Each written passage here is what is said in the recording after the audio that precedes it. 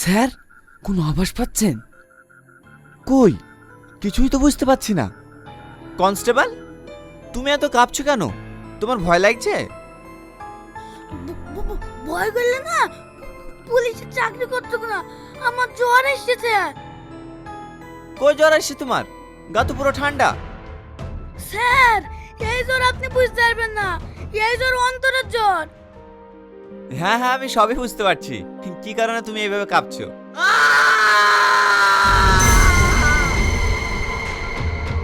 এই আওয়াজটা কোন দিক থেকে আসলো? স্যার, মনে হয় এই দিক থেকে আসলো।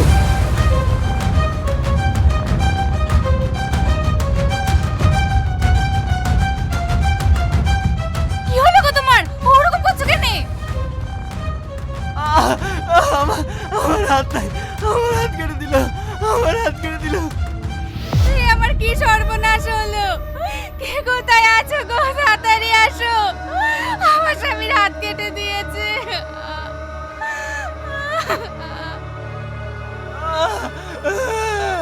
কি হয়েছে? আপনি চিৎকার করছেন কেন? স্যার, স্যার আমার হাত কেটে দিল, স্যার আমার হাত কেটে দিল, স্যার।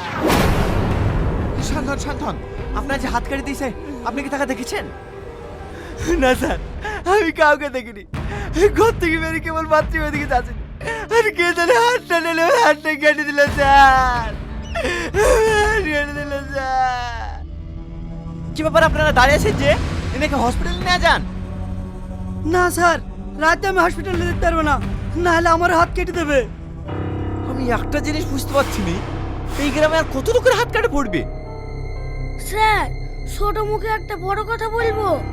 স্যার, আমার মনে হয় এই কাজ কোনো জন্তু জানেন না, ভূত পেতনি হইতে পারে। চুপ করো, ওসব ভূত ভূত বলে কিছু হয় না।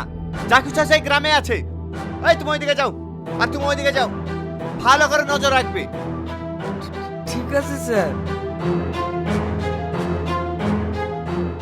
কই দেখি আপনার হাতটা কিভাবে কেটেছে। না স্যার, প্রচন্ড যন্ত্রণা করছে স্যার।